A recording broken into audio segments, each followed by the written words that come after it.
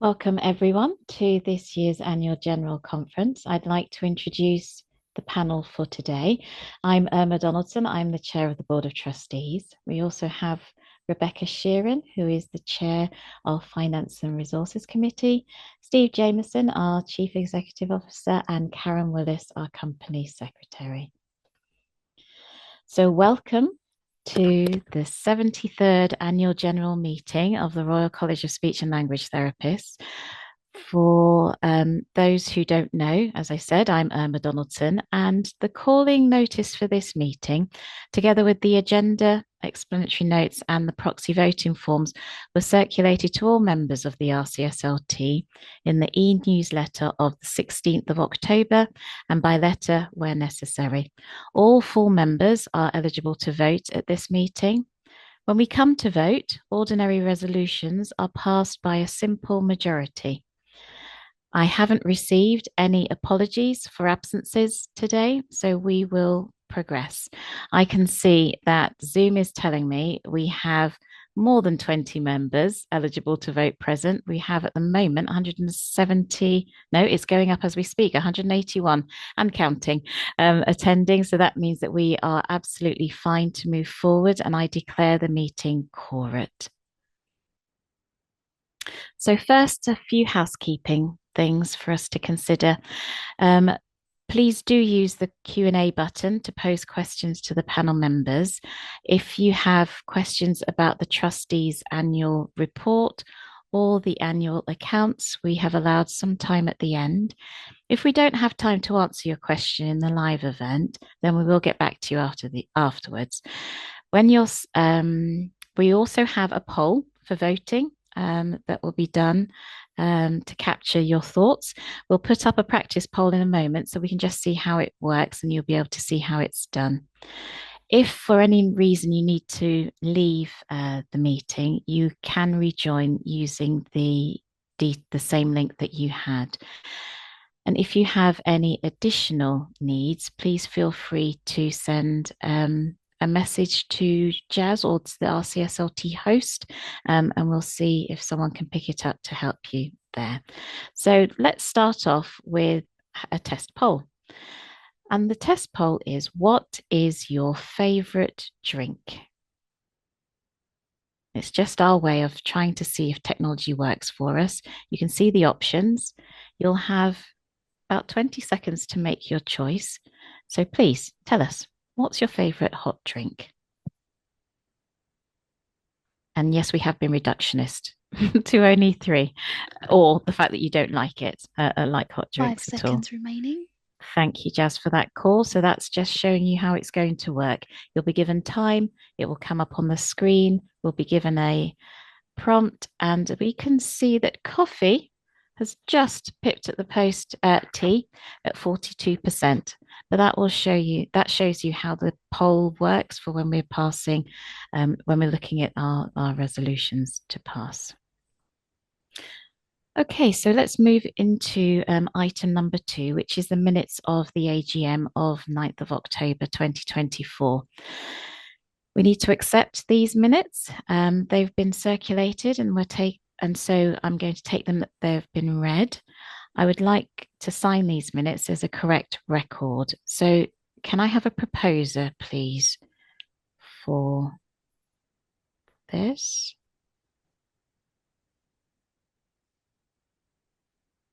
And I am looking to see how I see who's put their hand up to propose.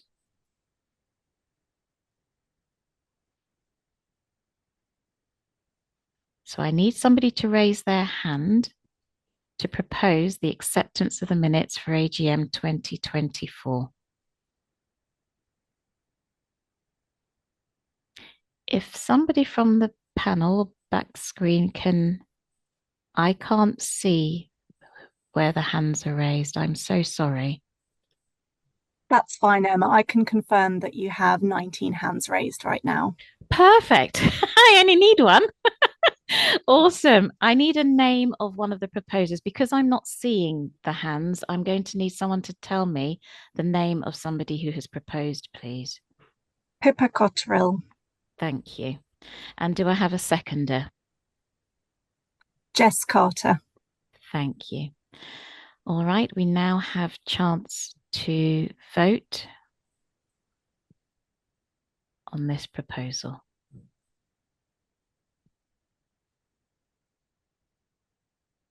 So do you accept that the minutes of the AGM 2024 are fair and accurate?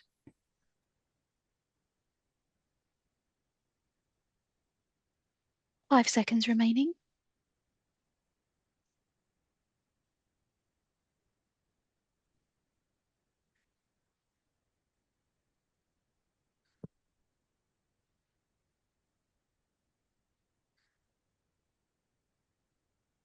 Thank you. It has been passed, and we will move on. It's a majority in favour, so I will sign the minutes after the AGM has been complete. So item number 3 is presentation, consideration, and adoption of the trustees' annual report for 2024-2025. This has been available on the website for the past month, and it was also sent in hard copy for those members who requested it. We'd like to have a look now at our impacts and achievements for over the last year. And to kick off that, we'd like to show you a video that kind of summarises some key activity that has happened for RCSLT.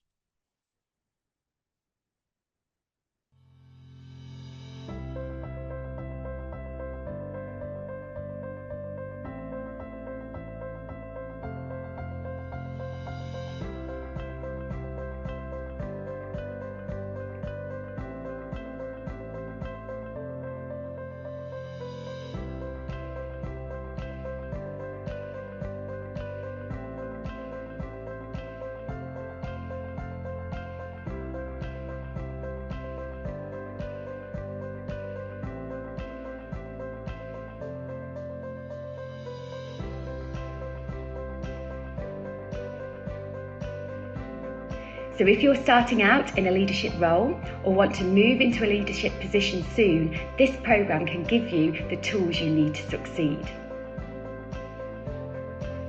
My name is Samira and I'm a speech and language therapist. We help people with all kinds of communication and swallowing difficulties and work closely with other professionals in lots of different places, like schools, hospitals, prisons and care homes.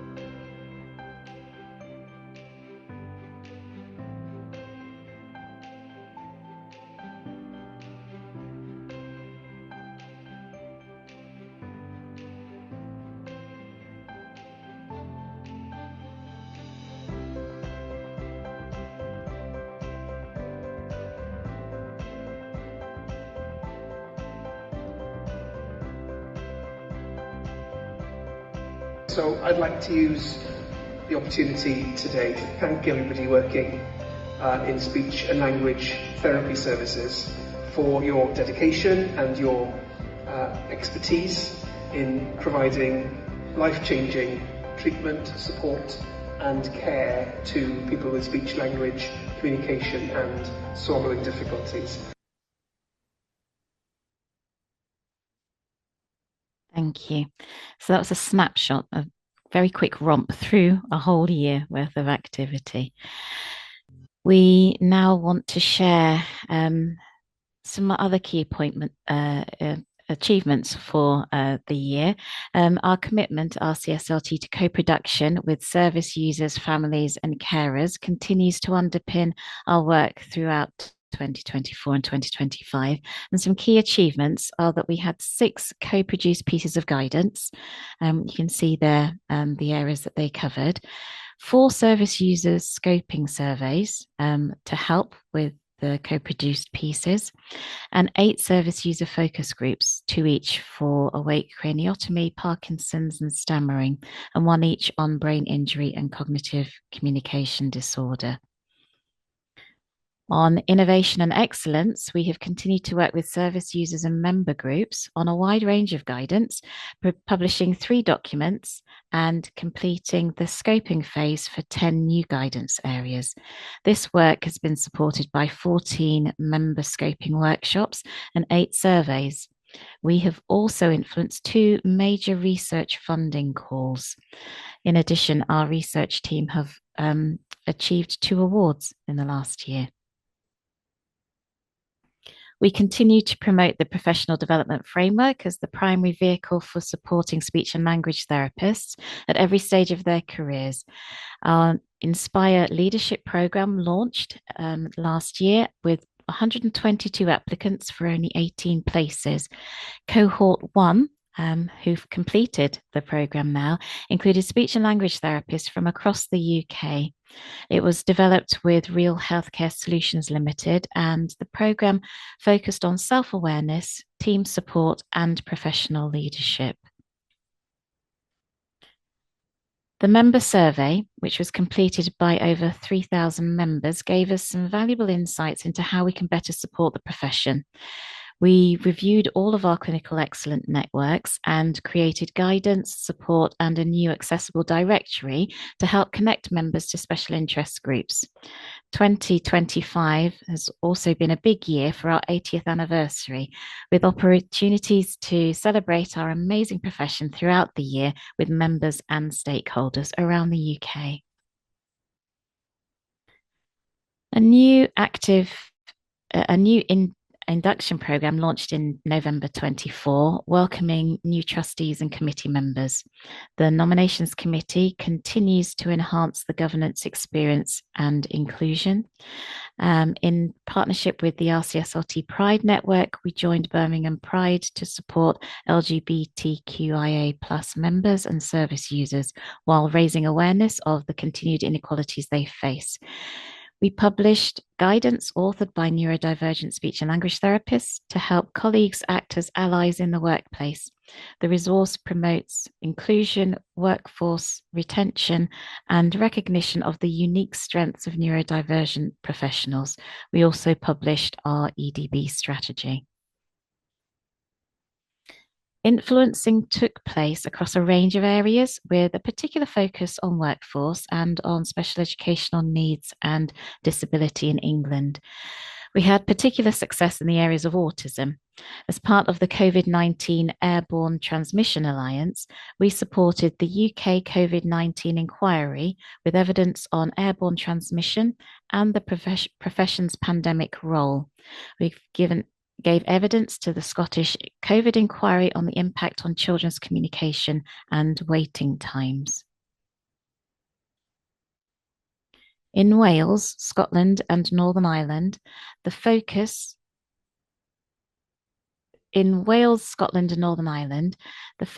of influencing included youth justice, children with support and learning needs, and increasing student places.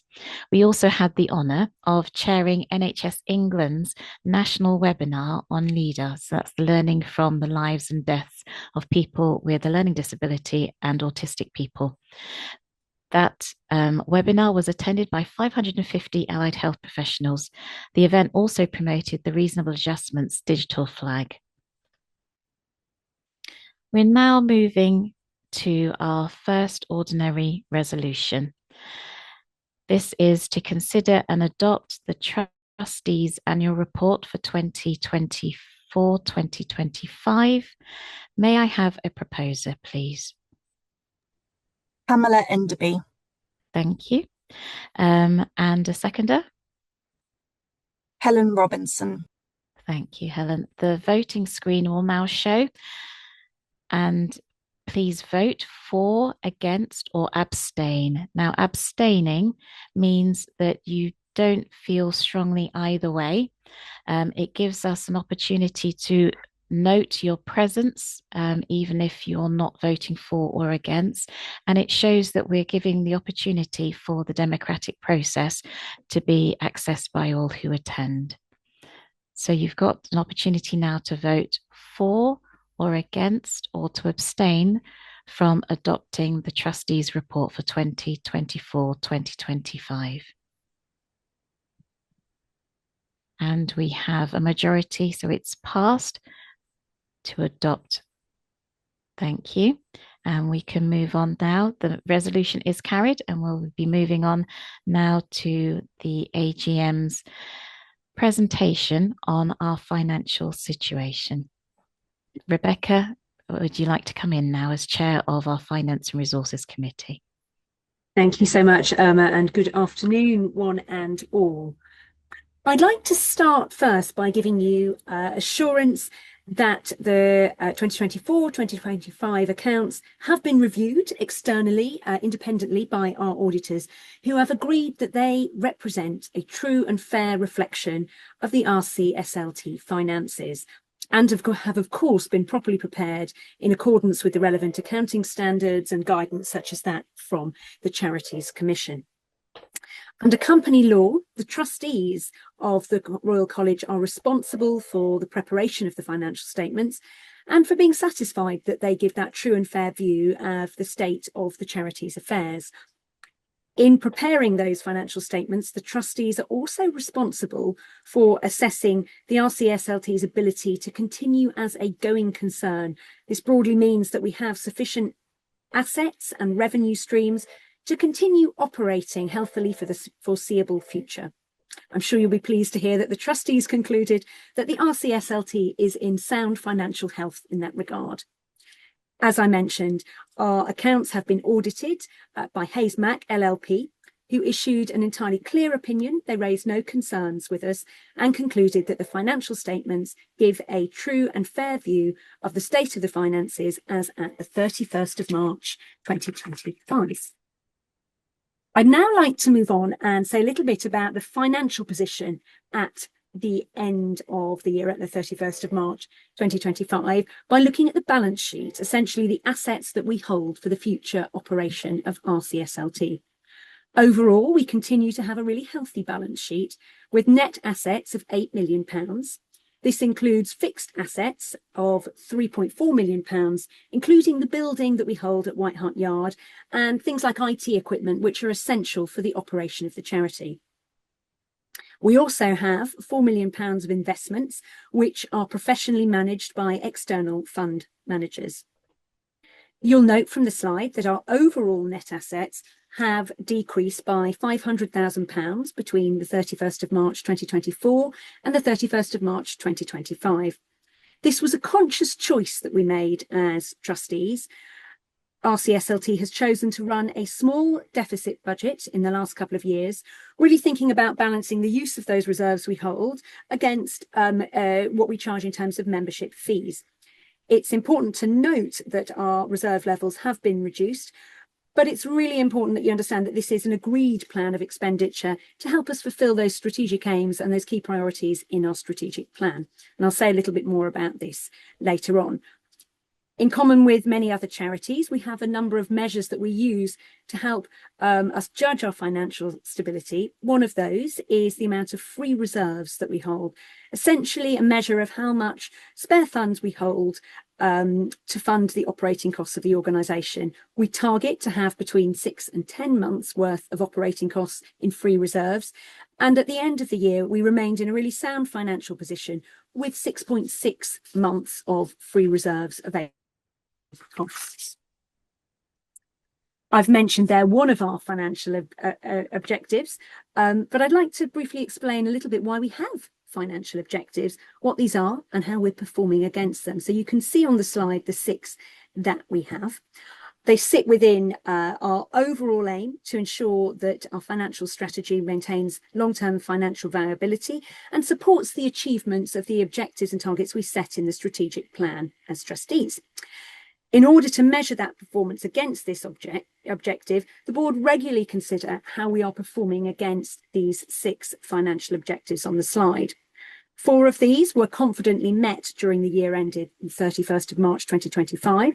2 were not achieved, and I'd like to say a little bit more about those 2. The first of these is our target to generate an annual surplus of at least 3% of income. As I've just mentioned, we agreed in March 2024 that we held sufficient reserves to fund an increased number of projects and therefore approved exceptionally a deficit budget for both 24-25 and also 25-26. As I've already mentioned, the overall reserves still remain above that target of 6 months of free reserves, so we're confident that this is something that we are comfortable in doing.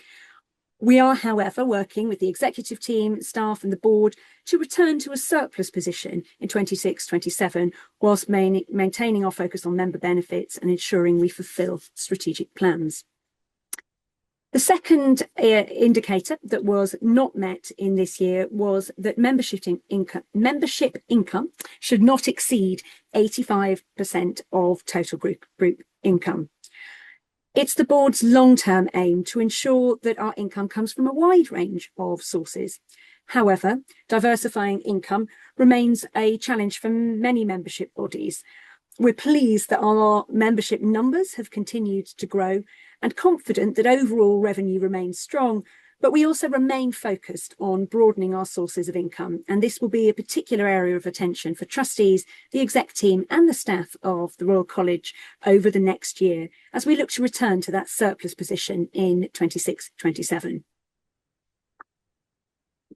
Having explained the financial position and our performance against those key indicators at the end of the year, I'd like to take you through in a little bit more detail our financial performance during the financial year and how that compares to the previous year. This slide sets out some of the key movements during the year. So as you can see, income totalled £6.1 million.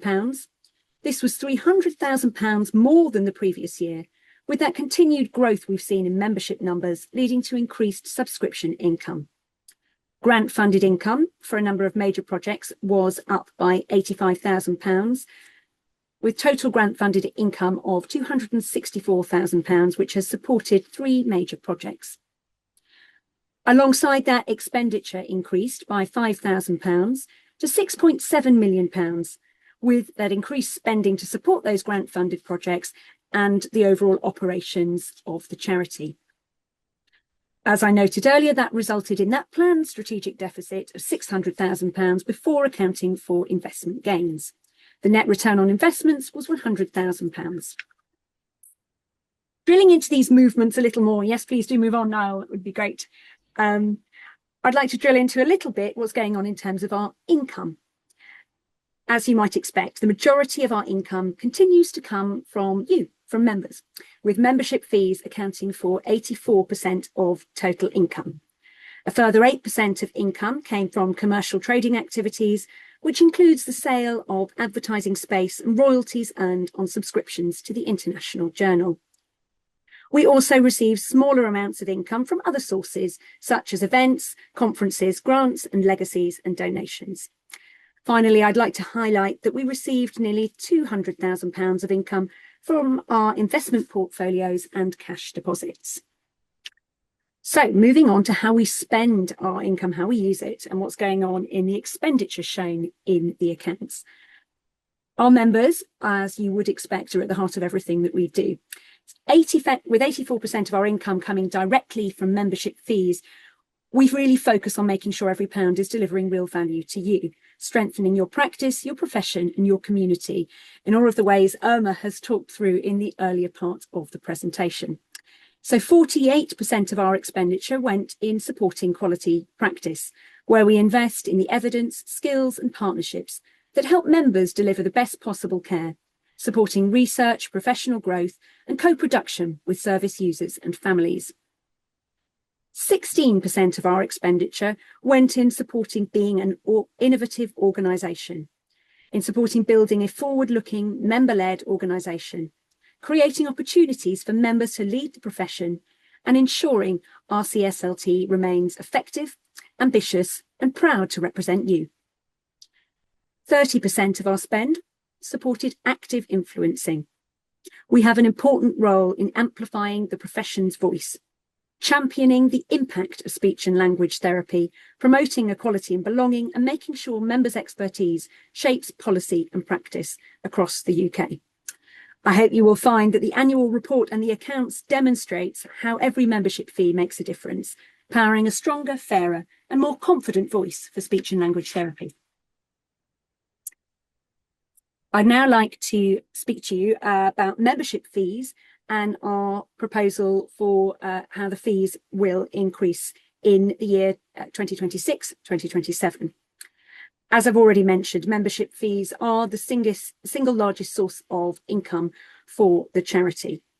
In common with many organisations, if not all organisations at the moment, inflation continues to increase our baseline operating costs, with RPI measured at 4.5% in the 12 months up to September 2025. I'm sure you will agree it's essential that RCSLT retains a robust financial position as measured through those financial objectives that we outlined earlier, and can continue to confidently deliver for its members for the future. The Board of Trustees has therefore approved an increase in membership fees of 4% for the year 2026-27. To put this in context, for certified members, this increase equates to an additional £13 per year. As a reminder, practicing members can claim tax relief equivalent to at least 20% of their professional subscription. Guidance on how to claim tax relief is available both on the RCSLT and HMRC websites. Membership fees for all categories will be published on the RCSLT website in January 2026. This increase in fees will allow RCSLT to maintain the ongoing level of services offered to members across the community, professional development and advocacy. And in 25-26, we'll be working on delivering some major projects that I hope you'll see deliver real value to you. I'm going to talk a little bit more before I finish, just about what some of those key projects we're working on this year are, and where the funds are going there. So this slide highlights some of the bigger planned projects, and you can find out more detail about these in the published accounts on our website. So looking at some of those bigger projects here, we will continue to invest in professional guidance for members, with £36,000 set aside in 25-26. Research and development continues to be an area of investment, with £32,000 set aside. £48,000 is planned to be spent on projects relating to the collection and use of data to support workforce planning, and £66,000 is set aside to support projects relating to outcomes, measures and health informatics, including further development of the RCSLT online outcome tool, better known as ROOT. Finally, we continue to invest in our digital development, with £216,000 planned to be spent in this current year. This includes starting work on a major redevelopment of the CPD diary. In summary, I'd like to leave you with a message that the charity continues to be in sound financial health. We continue to prepare for and respond to some of the challenges from the economic environment in which we find ourselves, and we continue to work on how we can make sure that all of our spending supports providing a voice for the profession and improving the lives of our service users. I'll now pass you back to Anna. Thank you, Rebecca. So we're now moving into our ordinary resolution number 2, which is the adoption of the annual accounts and the auditor's report. So may I have a proposer, please? Rachel Barton. Thank you. And a seconder? Kate Hughes. Thank you. So I'd like to invite you all now to vote for, against, or to abstain from this vote. You've got a few seconds to click the right button.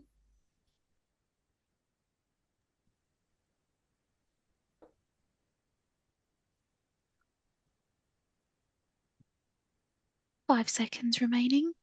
Thank you. So we're voting to receive and adopt the annual accounts and the auditor's report for 2024-2025.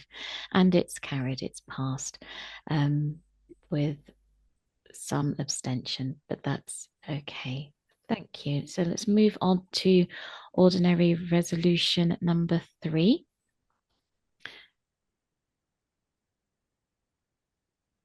Which is the appointment of the auditors. So may I have a proposer, please? Frances Johnston. Thank you. And a seconder? Ruth Crampton. Thank you. So now you've got an opportunity to vote for, against, or to abstain from us appointing Hayes Mac LLP as auditors for the coming year 25-26 and for their remuneration to be fixed by the board.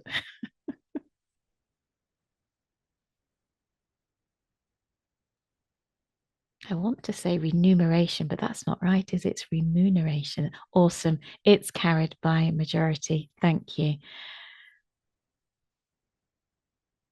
And now we're going to move into the appointments to the Board of Trustees, which is item number 6. It's the ratification of the appointments for several posts that have been vacated because of the end of terms of office. We're going to take each ratification as a separate vote. So please, can I have a proposer for the ratification of the appointment to the board of Sandra Robinson as General Trustee? Pamela Enderby. Thank you, Pamela. And a seconder? Alex John. Thank you. So now you all have an opportunity to vote for, against, or to abstain from the ratification of Sandra Robinson as a General Trustee on the board.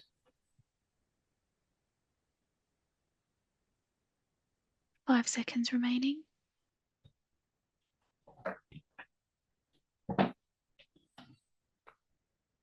And it's carried. Thank you. Let's move on to the next name. So this is the ratification of the appointment to the board of Laura Mitzi as General Trustee. Can I have a proposer, please? Ruby Sedgwick. Thank you. Ruth? Ruby, I think you said. I want to say Ruth, but I'm so sorry. I can't see you heard the name that came through and you know who you are. So thank you. And seconder, please. Marion Brady. Thank you, Marion. So now you all have an opportunity to vote to ratify the appointment to the Board of Trustees of Laura Mitzi as a General Trustee.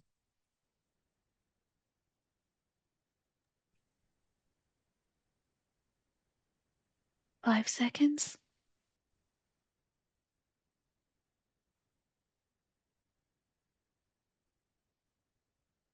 And it's carried. Thank you.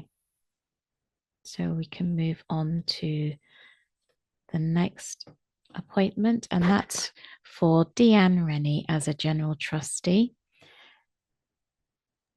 Mary Heritage. Thank you, Mary. And can I have a seconder, please? Marion Brady. Oh, thank you, Marion. So now please vote to ratify the appointment to the Board of Trustees of Deanne Rennie as a General Trustee.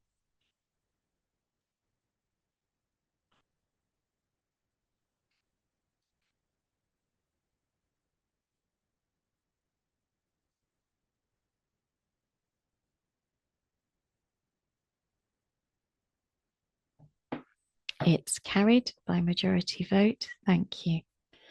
Moving on to the ratification of the appointment to the board of Cara Bethel as country representative for England South. Can I have a proposer, please? Ruth Crampton. Thank you, Ruth. And a seconder? Jan Burselman. Thank you, Jan. Please now vote for, against, or abstain from this ratification of Cara Bethel as county representative for England South.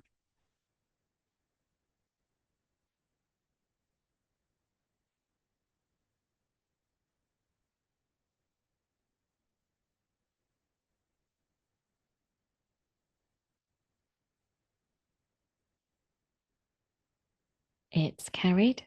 Thank you. Moving to the ratification to the board of Marion Brady as General Trustee for Research. May I have a proposer? Kate Powell. Thank you, Kate. And a seconder? Pamela Enderby. Thank you, Pam. So everyone now please vote for, against, or to abstain to ratify the appointment of Marion Brady as General Trustee for Research.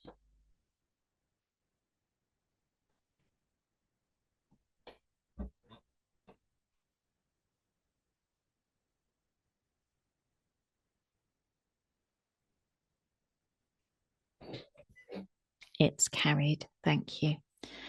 We're now moving to ordinary resolution number 9, and that's the ratification to the Board of Trustees of Helen Robinson as country representative for England North. May I have a proposer, please? Laura Pring. Thank you, Laura. And a seconder? Louise Reeves. Thank you, Louise. Please now vote as to whether you are ratifying the appointment to the board of Helen Robinson as the country representative for England North.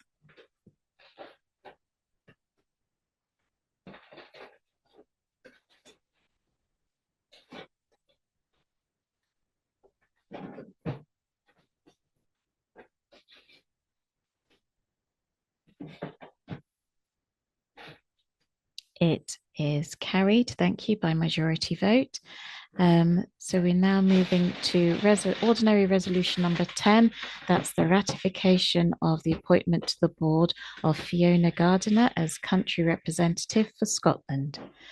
May I have a proposer, please? Pippa Cotterill. Thank you, Pippa. And a seconder? Lucy Rochford. Thank you, Lucy. So please now vote on whether you are for or against the ratification of Fiona Gardiner to the Board of Trustees as country representative for Scotland.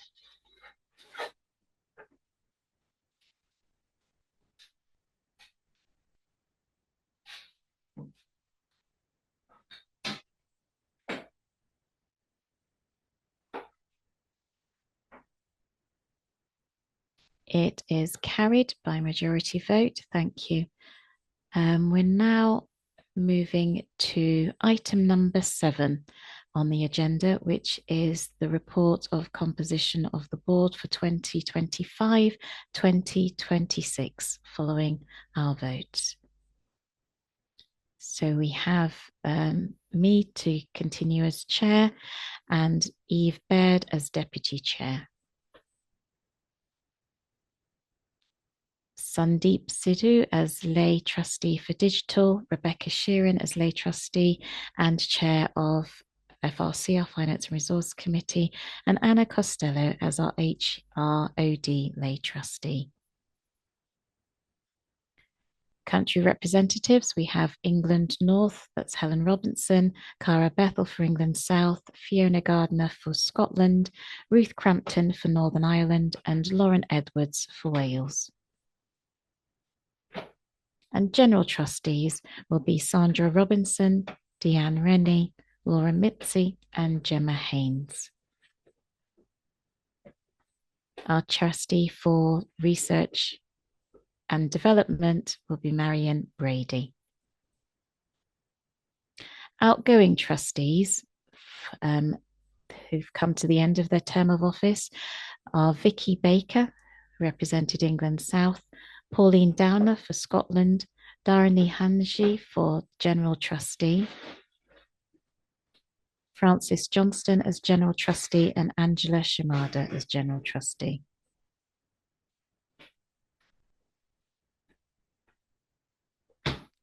So now we've come to the point in our agenda where it's for any other business. So is there any further business that needs to be considered as part of this AGM?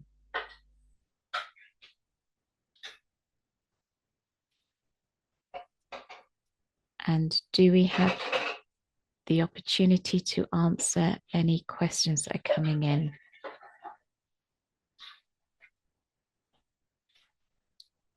Or are we going to be answering questions on the website after the AGM? Emma, can I come in? There is one question. Of course you which can. You may not be able to see, but it's Looking a for it. question. It is a question. Oh, it's disappeared from my screen now.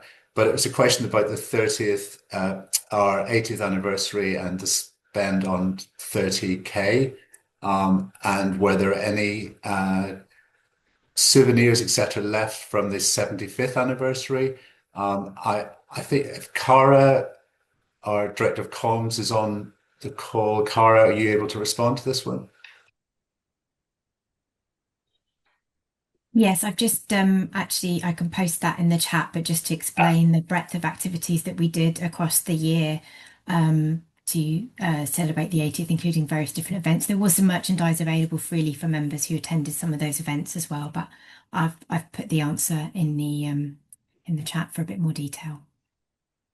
Thank you, Cara, for picking that one up. If anyone has any other questions, please do put them into the Q&A.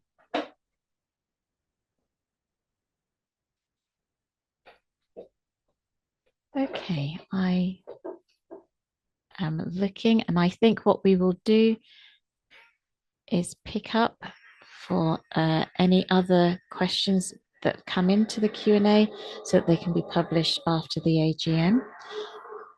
But with that, I would like to thank you all for attending 2025 Annual General Meeting for the Royal College of Speech and Language Therapists. I hope you are enjoying conference so far and you continue to enjoy for the rest of today and tomorrow. Thank you for joining with us.